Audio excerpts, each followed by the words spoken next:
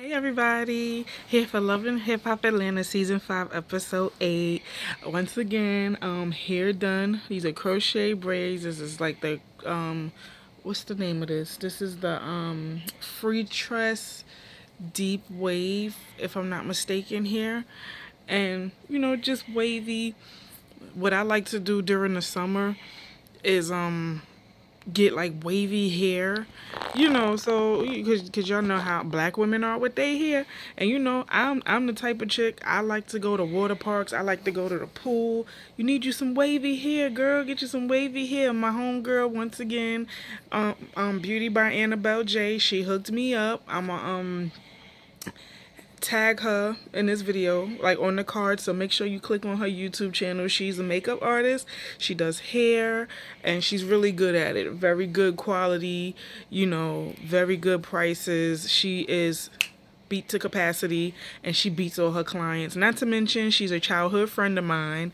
So before, when I had the crochet twist, she did the crochet twist for me, taught me how to do them. So that's why I had them in for so long. But I was like, you know what, I had these in for too long. Time for me to get something different. Oop. So yeah, that's what this is. I got my little burgundy, my little red in there. I don't know, like this color is just appealing to me now. But I didn't want to get a ratchet color because I see chicks out here with the crochet twist and all that. They got ratchet colors. I think burgundy is very common and very, pretty. So anyway, let's get into this review, shall we? This episode was a hot mess. Every episode was a hot mess. What else is new? So it starts with Tiara and Dime. And piece of food in my mouth. Starts with Tiara and Dime. And Tiara's discussing how she's trying to like get over Scrap and move on. So she's crushing on Jay Nix. And Jay Nix is the guy who we saw earlier in the season with the guys when they were all, what were they doing? Was it fishing? Paintballing. Was it paintballing? I think it was paintballing. So Tiara's just like, she has a crush on him, but he has a girlfriend. But there is chemistry there between them. So Jay Nix comes and he's like, I'm cool with both Tiara and Scrap. And I know Tiara's going through what she's going through with Scrap, and I'm just here being a friend to her. And I'm like, that's good, because Tiara is going through a lot with being disrespected by KK and whatnot. So he's just there like as another shoulder. And not to mention they are attracted to each other, but he does have a girlfriend, and him and his girlfriend are kind of like, their relationship is like kind of fizzling out or whatever. So he said that they're doing like a daddy day, and he was trying to convince Tiara to let Scrap bring King, but Tiara is still on this kick where she doesn't want King anywhere around KK or Scrap for that matter, because Scrap is not handling his mother. So Dom and Jay Nix are like, listen, you have to reconsider, because that, regardless as to what y'all are going through, that's still, his child. He has a right to see him, and you can't put the child in the middle. You're not hurting Scrap, you're hurting the kid. So she has to think about it. But I mean, I understand Tiara 100% with the whole mom not respecting her and all of this other stuff. I get it. So now we get to K Michelle and Jocelyn, and they're with her makeup. I think it was her makeup artist, her friend, somebody, Japan. And he was saying something about how he did a track for Betty Idol, and she took the track. No, he leaked it or something like that, and she took the track and gave it to somebody else and didn't tell him. So they had a falling out because of that. And K Michelle said that she invited Betty Idol and D Smith because she knows D Smith from her first album, from when she did her first album, because D Smith is a creative director. So Japan just has a little bit of friction with Betty and D Smith because of that situation. And K Michelle is like, well, I just want you guys to get along. I'll speak to them about it. I'll tell you how it goes, but it is what it is. So now it's the daddy day, and Scrap is watching Jock with his kids and Kirk with his kids. Sass had his son, and he's just feeling a little bit bothered because his son isn't there. And he feels like Tierra uses his son as a pawn. So he's like, there's black men out here who don't take care of their kids at all. And, we actually want to be in our kids' lives. And then we got mothers who don't want us to do anything with the kids, which is true because I know a lot. I have a couple of guy friends whose baby mothers do that to them, and it's like, that is wrong because there are men out here who don't want anything to do with their kids, and you got men who actually want to be in their kids' lives, and y'all just take it and run with it, like, because they don't want to be with you anymore. You figure, I'm gonna use his child against him, which is not fair because you're not hurting the guy, you hurting the child.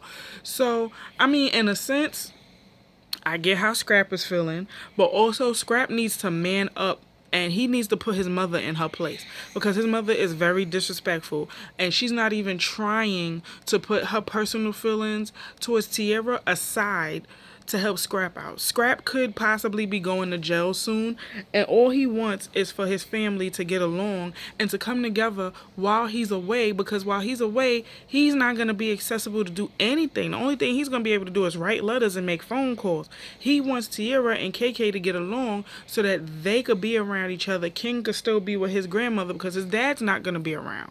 So he's going to need a piece of his dad, to be around. So I get it. So anyway, next thing because Scrap is sitting there and he's telling Sass and Jock and Kirk how he's feeling. And they're like, yeah, I couldn't imagine not being with my kids like that. I feel your pain. So about 5 minutes later, Tierra came to her senses and she's like, listen, I know, jeez. I know I felt the way about KK and what happened, but he still is King's father.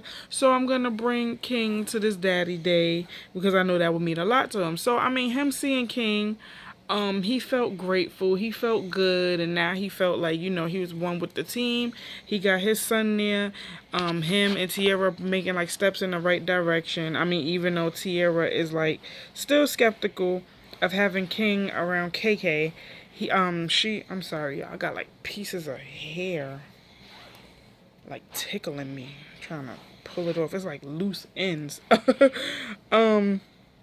Yeah.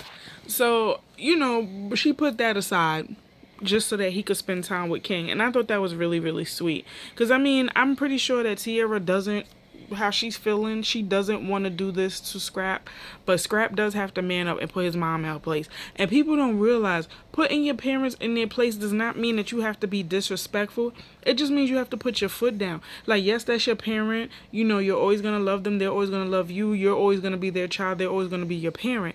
But sometimes parents don't know their boundaries. So you have to tell them, listen, Ma, I love you, but sometimes your opinion is not or is not needed. Or, Mom, I love you, but you have to respect such and such and so, regardless as if you like them or not. They're in your life forever because that's the mother of my child, So sometimes when it comes to men and men who really love their mothers, they get scared because they feel like they're disrespecting their parents. It's no disrespect at all because it's not all in what you say, it's how you say it. So Scrap needs to step up and tell his mother, listen, I love you to death, but you need to get it together. You need to stop treating Tierra like this. Okay, whatever personal feelings you have, put that to the side and think of your grandson. And he hasn't been doing that. He's basically just been letting KK tell him, no, I'm not communicating with her. I'm not this, I'm not that. Letting KK call Tierra all kinds of bitches and all that. Like, he's just letting it go. So, moving on, we get to Rashida, Arian, and D. Smith. And they're discussing K. Michelle's listening party. And, Rashida is telling D. Smith about her history with K. Michelle. Me and her done fought. We done had arguments. She done threw candles at me. And D. Smith was like, what? So, I'm like, okay, Rashida, I get it. You and K. Michelle have beef or whatever. Y'all got this y'all got this crazy tension. But I mean, y'all did leave on good terms at one time. But I think the reason why K Michelle, it feels the way she does about Rashida is because Rashida was one of those people who called K Michelle all kinds of liars and crazy and bipolar. And when it was found out that everything K Michelle was saying was true, she never reached out to K Michelle and apologized. So I get why K Michelle has, feels a way about Rashida. So Rashida is like, well, listen, because Rashida is dressing D. Smith and Arian for K Michelle's event, and she's like, you know what, y'all better slay in the press clothing because I'm not going to this event. I don't need the drama. And I'm like, well, at least Rashida knows that she doesn't want to be in the same room with K Michelle. But honestly, I don't think it would have been drama if she would have went. Because, I mean, K Michelle's invite was a little bit it was a lot of bit on the petty side. But I kind of think that would have been like a new leaf with the ladies. But, I mean, who knows? Again, K Michelle was petty for inviting her. Like, her intentions were very petty. But I can't blame her for how she sent out the invite. So now we get to Scrappy, J Nix, and Jock. These two fools get evicted from their apartment because they were getting noise complaints. So Scrappy is like, well, I still got my house. My house was for sale. Nobody bought it, so that's why I'm moving back in. So basically, Jock ain't got nowhere to go. And Jock is like, well, dang, he just left me out to dry. So Scrappy gets to talking about how bothered he is because Bambi done moved on, is dating, and it's dating some next dude. So they go from that to J Nick's girlfriend and how she's jealous. And he admitted that he likes Tierra. So they're like, oh, you like Tierra? You know that's whatchamacallit baby mother. He like, yeah, I know that, but he's not the only father of her kids. She has 4 kids. He's not the only father. So if I gotta say, how I feel about her to him, I'm gonna have to say it to the other dudes. And I'm like, right, because there's kids involved. And he's like, I can't deny how I feel about Tierra. We basically work together, and my girlfriend gets jealous because I'm a DJ and girls be all over me. Girls do be all over DJs, because they could get them into private events and all of that. So I'm like, but J Nick's story was a little bit familiar with, to me, with, season 2 when Tracy and Baby Drew joined.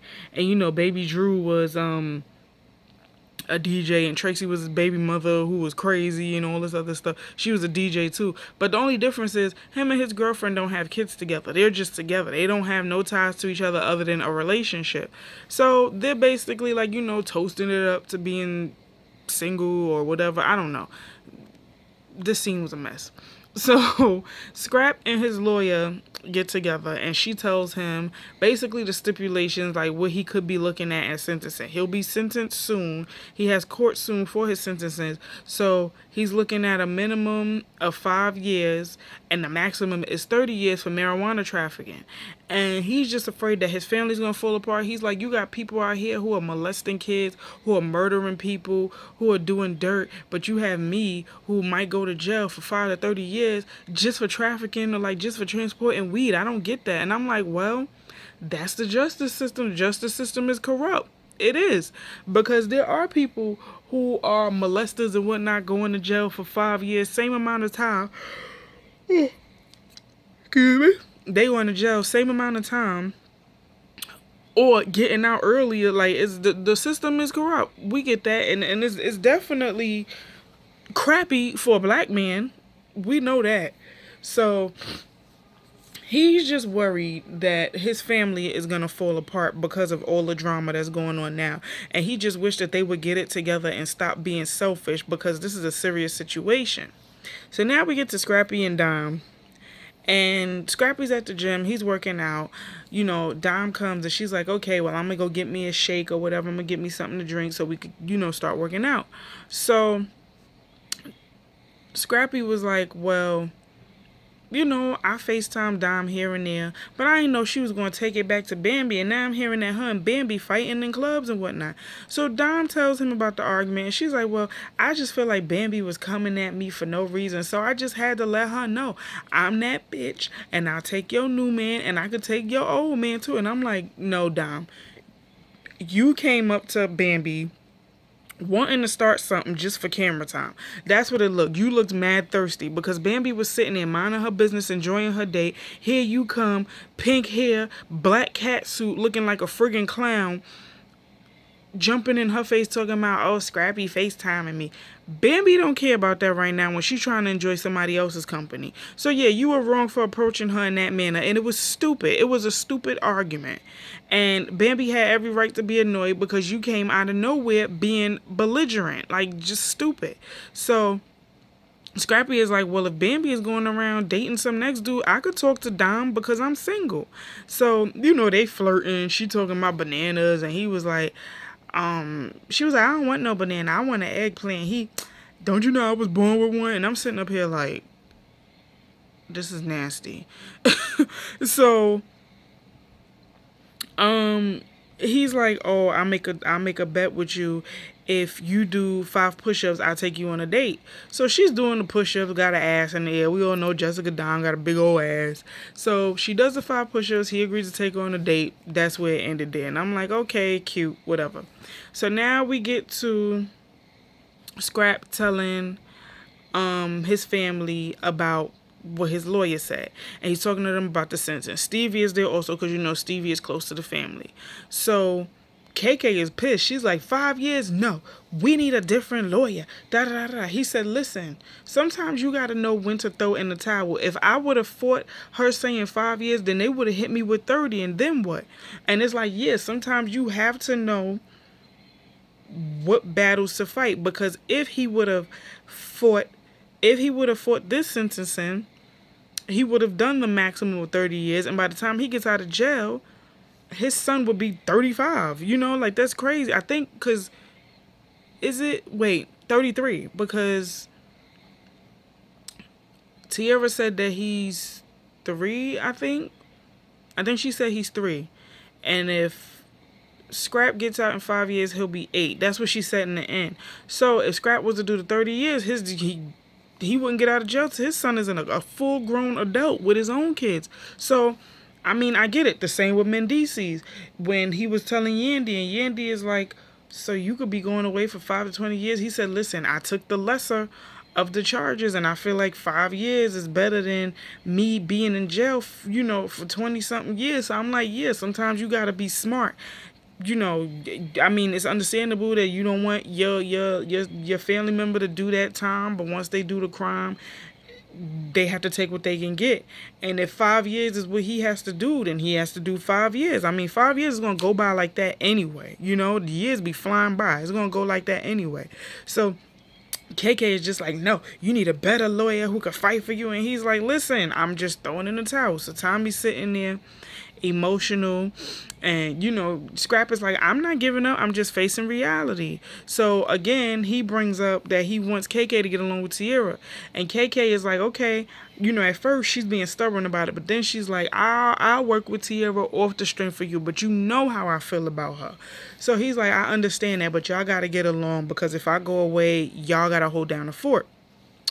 So now we get to Scrappy, Kirk, and Jock. They at the strip club, and they're talking. But the whole entire time they're talking, Jock is making googly eyes with Jay Nick's girlfriend. And his girlfriend is a stripper. Nice, pretty little, pretty girl named Amber Pretty.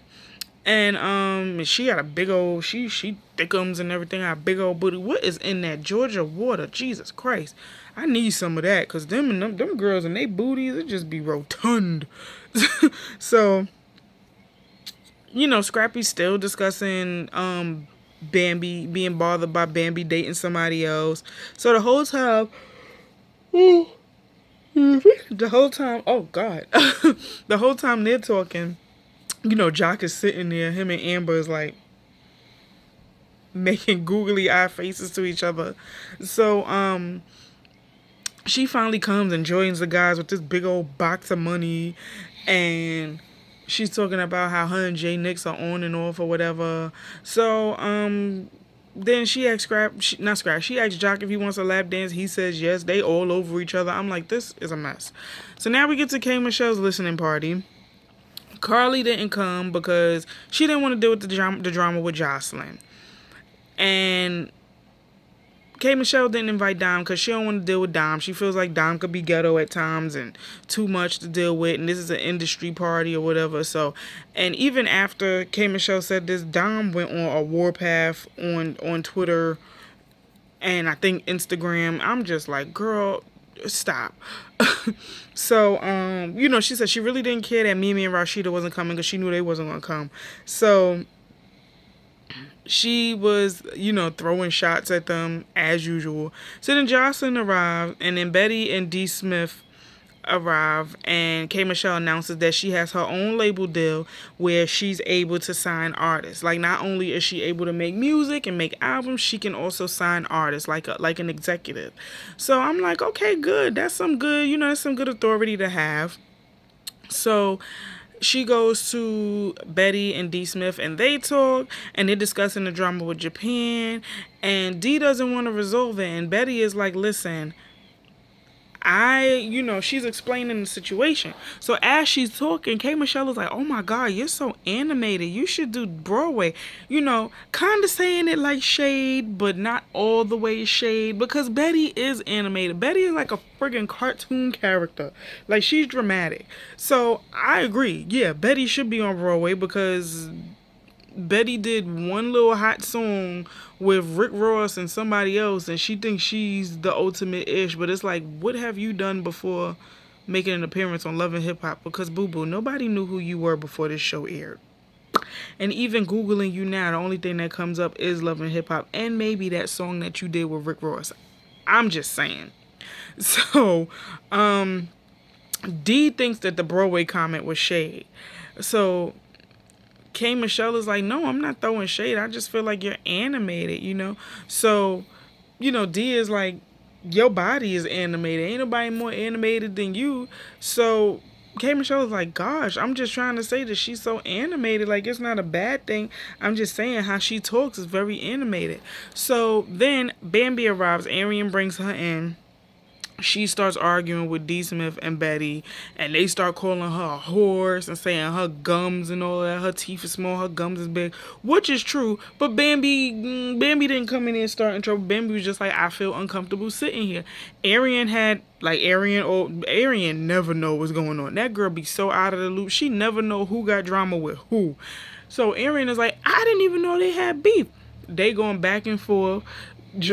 Bambi calling her Juana Man, D. Smith calling her a horse and calling her a transgender also. So, Betty and D leave the party and they like, listen, I don't believe in cruelty to animals, so I'm leaving. I'm like, yo, I can't. Y'all are so immature. I don't like Betty and D. Smith. It's something about the two of them. Like, Betty, she thinks she's the end-all be-all, and it's like, what have you done? We don't even know you.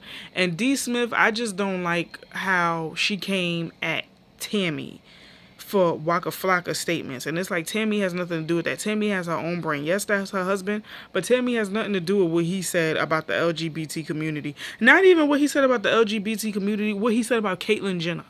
And it's a lot of people who disagree with what Caitlyn Jenner is doing, and that's fine. That's your opinion. But for you to get mad because that's her husband and he said that, okay, it has nothing to do with her. Anyway, moving on to the last scenes. KK, Scrap, and Tierra. Scrap, again, wants his mother and the mother of his child to get along. They are not getting along. They are not finding no type of common ground in the conversation.